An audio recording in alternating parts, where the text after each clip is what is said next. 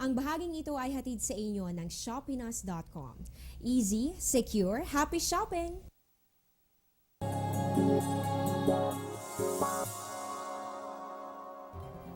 Good morning Pilipinas and welcome back po sa Panahon TV. Para sa mga Silino fan na kanina pa nag-aabang ng lunar data, narito na ang ating moonrise for today. Yan po yung mangyayari 8:29 ng umaga habang yung moonset naman natin 8:12 ng gabi. Para naman sa ating lunar phase, inaasahan po natin ito pa ring waxing crescent moon.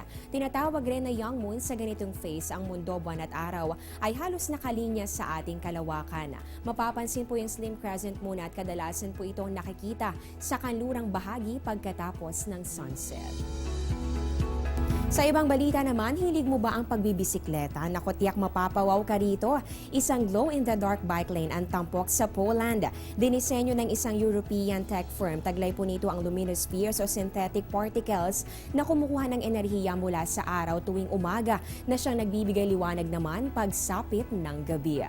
Tinatayang aabot ng 10 oras ang kayang itagal ng liwanag nito. Malaking tulong para sa kaligtasan ng cyclist tuwing sasapit ang gabi. Patuloy itong obserbahan at pinaplano pang palawakin ng ideyang ito gamit naman ang iba't ibang kulay. Samantala kung dito bike lane na nagsisilbing ilaw, sa ating lokal na balita naman apoy ang nagmistulang liwanag sa dilim. Tinatayang 1,600 pamilya ang nawala ng tirahan matapos maitala ang sunog na tumupok sa maraming kabahayan sa Las Piñas City kahapon ng madaling araw.